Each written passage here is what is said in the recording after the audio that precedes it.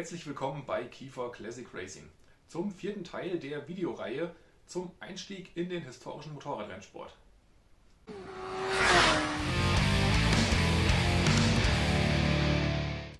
Ja, wenn ihr nun an dem Punkt angelangt seid, wo euer Motorrad startklar für die Rennstrecke ist und ihr euch eine oder mehrere Veranstaltungen herausgesucht habt und euch bereits angemeldet habt, geht es dann natürlich darum, diese Veranstaltung entsprechend vorzubereiten. Hierbei geht es dann als erstes darum, sich vor Ort ein entsprechendes Fahrerlager einzurichten. Bei verschiedenen Veranstaltungen auf permanenten Rennstrecken ist es möglich, die dort vorhandenen offiziellen Boxen zu benutzen, um euch und euer Motorrad für die Läufe entsprechend vorzubereiten. Meistens ist es aber so, dass sich der Bereich des Fahrerlagers auf einer offenen Asphalt- oder Wiesenfläche befindet, auf der ihr euch dann entsprechend einrichten und arrangieren müsst. Hierbei ist es natürlich unabdingbar, dass euer Fahrerlager überdacht ist.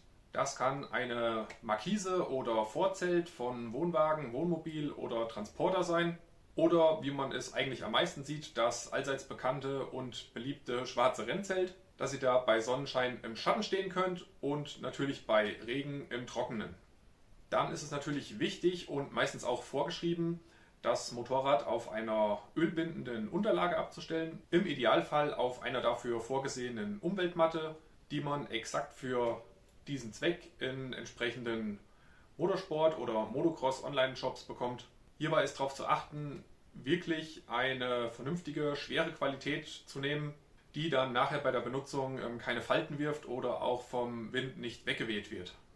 Dann gehört in euer Fahrerlager natürlich eine solide Ausrüstung an Werkzeug für die entsprechenden Vorbereitungen sowie Einstell- und möglicherweise Reparaturarbeiten. Dazu gehört dann natürlich eine Grundausstattung, Steckschlüsselsatz, Schraubenschlüssel, Schraubendreher, Zangen und so weiter. Und natürlich eventuell benötigte Spezialwerkzeuge für euer Motorrad, beispielsweise ein Hakenschlüssel, um das Federbein einzustellen, oder ein vernünftiger Luftdruckprüfer, der euch erlaubt, den Reifenluftdruck auf 0,1 bar genau einzustellen, sowie die verschiedenen Betriebsmittel, alle benötigten Öle, eine Dose Bremsenreiniger, eventuell Bremsflüssigkeit, eben alles, was euer Motorrad dahingehend benötigt. Tatsächlich ist es dann doch oftmals so, dass man das, was man gerade braucht, dann doch nicht dabei hat. Das ist aber meistens auch kein Problem. Irgendjemand hat das benötigte Werkzeug dabei und man kann es sich dann ohne Probleme kurz mal ausleihen. Und natürlich neben dem benötigten Werkzeug solltet ihr die gängigsten Ersatzteile für euer Motorrad vorrätig haben, sprich sogenannte Sturzteile wie zum Beispiel Lenkerstummel, Brems- und Kupplungshebel, Schalthebel oder Fußrasten. Dazu natürlich alle anderen Kleinteile, die gerne mal kaputt gehen. Im Idealfall jeden Bowdenzug an eurem Motorrad nochmal als Reserve. Natürlich Zündkerzen, Zündkerzenstecker oder auch einfach nur eine Grundausstattung an Hilfsmitteln, um schnelle improvisierte Reparaturen durchzuführen. Wie zum Beispiel das gute alte Klebeband, Kabelbinder, Lochband, Blindenliedzange, dass man sich da eventuell bei bestimmten Problemen einfach schnell behelfen kann. Denn es gibt natürlich nichts Ärgerliches, wenn man einen Haufen Vorbereitungen für eine Veranstaltung hatte, eine relativ weite Anreise und dann vielleicht durch eine Kleinigkeit wie eine verlorene Schraube oder einen gerissenen Kupplungszug dann die Segel streichen muss und das Wochenende aufgeben muss. Bei größeren oder mehrtägigen Veranstaltungen wird natürlich im Fahrerlager auch immer eine Stromversorgung geboten.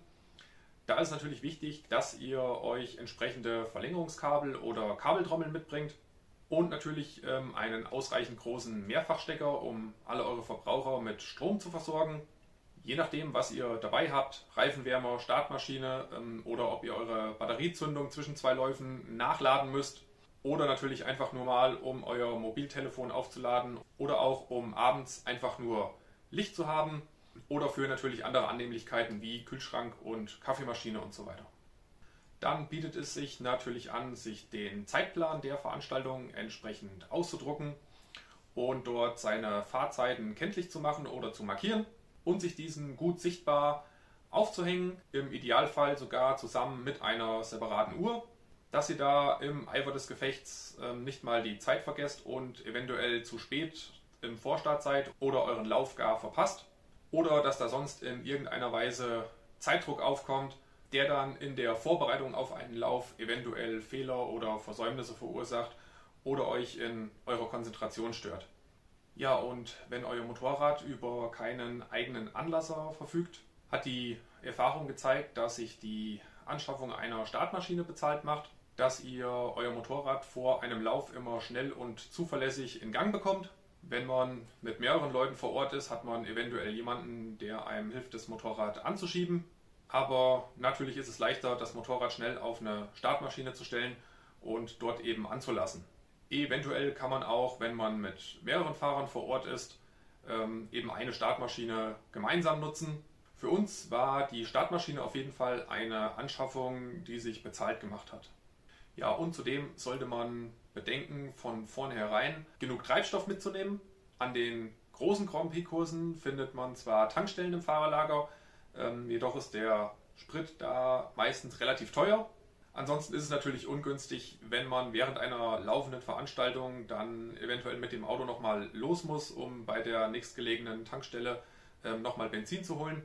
Ich selbst benutze da einen großen 20 Liter Tankkanister, der mir eigentlich locker über das Wochenende reicht und mit dem ich mein Motorrad da alleine und ohne dass da großartig was daneben geht, zuverlässig betanken kann.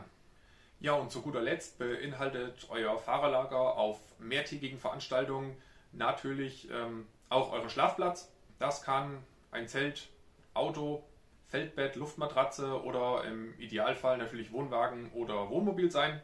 Je nachdem, was da für einen selbst möglich oder notwendig ist. Aber natürlich ist es von Vorteil, morgens vor einem Lauf entspannt und ausgeruht aufzustehen. Also sollte man sich da auf jeden Fall so komfortabel wie möglich gestalten. Ja, und wie unser Fahrerlager auf einer mehrtägigen Rennveranstaltung aussieht, das möchte ich euch jetzt gerne nochmal zeigen. So, das ist jetzt mal der standardmäßige Aufbau unseres Fahrerlagers. Das altbekannte schwarze Zelt mit dem Motorrad auf der öl- und benzinfesten Unterlage, Startmaschine, drüben durch den großen Tankkanister, Werkzeugkiste mit gängigsten Werkzeugen und nötigsten Ersatzteilen. Drüben ein kleiner Klapptisch als Ablage für Getränke, Spraydosen, Helm, Handschuhe.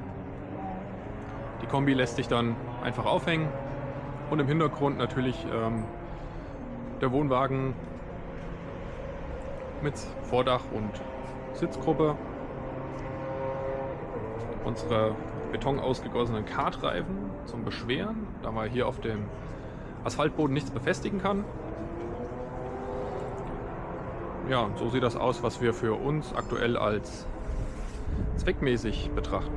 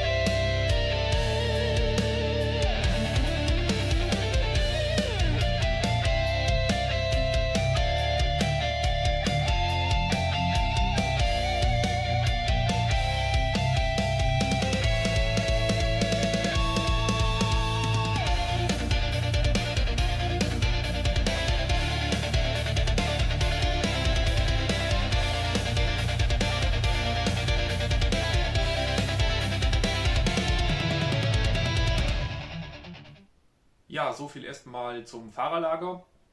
Wenn ich etwas Wichtiges ausgelassen haben sollte, was euch eventuell noch interessiert, schreibt es gern in die Kommentare. Ansonsten, wenn es euch gefallen hat, gebt dem Video wieder gerne einen Daumen nach oben. Und wenn ihr die kommenden Videos dieser Reihe sowie unsere Veranstaltungsberichte in Zukunft nicht mehr verpassen wollt, organisiert euch mit einem einfachen Klick ein kostenloses Abo dieses Kanals. Bis dahin, tschüss, bis zum nächsten Mal.